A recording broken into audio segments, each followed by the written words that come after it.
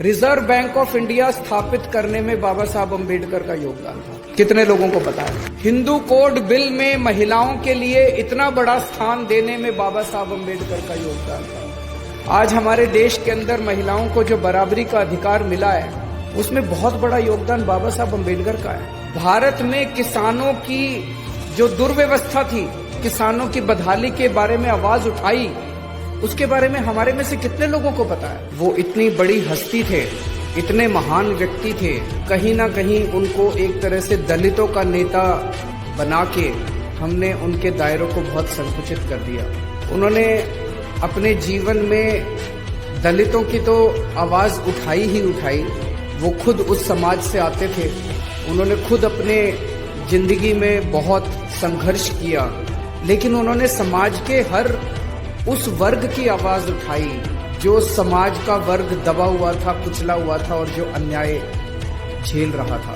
उनके जीवन से सबसे बड़ा मैसेज ये है, एक गरीब परिवार में पैदा हुए, गांव में पैदा हुए, वहां पे उन्होंने बचपन में जिस तरह से छुआछूत झेला और जो गरीबी झेली, उस जगह से निकल के और ऐसे समय में जबकि पढ़ना लिखना कितना मुश्किल होता था, उस समाज के लोगों को स्कूल में जाना कितना मुश्किल होता था। अच्छे अच्छे घरों के, अमीर घरों के बच्चे भी उतना नहीं पढ़ पाते थे।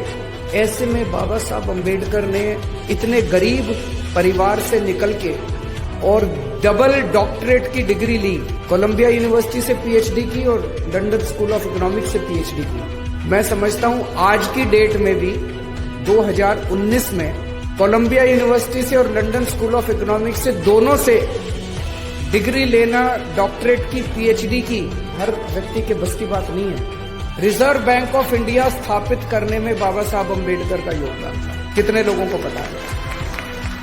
हिंदू कोड बिल में महिलाओं के लिए इतना बड़ा स्थान देने में बाबा साहब अम्बेडकर का योगदान था। आज हमारे देश के अंदर महिलाओं को जो बराबरी का अधिकार मिला है, उसमें बहुत बड़ा योगदान बाबा साहब अम्बेडकर का है। भारत में किसानों की जो दुर्व्यवस्था थी, किसानों के बारे में उन्होंने इतने कदम उठवाए और इतने उन्होंने किसानों की बदहाली के बारे में आवाज उठाई, उसके बारे में हमारे में से कितने लोगों को पता है? बाबा साहब अम्बेडकर ने ऐसा संविधान दिया है हमारे देश को।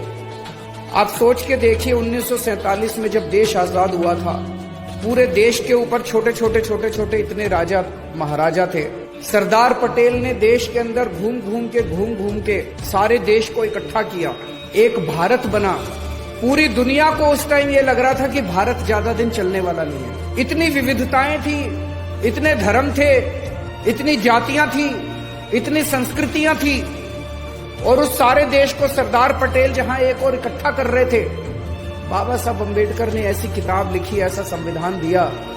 पूरी दुनिया को लग रहा था कि थोड़े दिन के बाद भारत के टुकड़े टुकड़े हो जाएंगे, भारत अलग अलग हो जाएगा, सारे लड़ मरेंगे। लेकिन बाबा साहब अम्बेडकर, आज 70 साल के बाद भारत अलग होने की बजाय धीरे धीरे भारत एक होता गया है। हम सारे लोग एक होते गए हैं, भारत इकट्ठा होता गया है। और ये इस किताब की वजह से है, जो संविधान बाबा साहब अम्बेडकर ने इतना खूबसूरत संविधान लिखा, जिसमें सबकी एकता की बात है, सबकी आजादी की बात है, बोलने के अधिकार की बात है, सबकी बराबरी की बात है, जीने के अधिकार की बात है।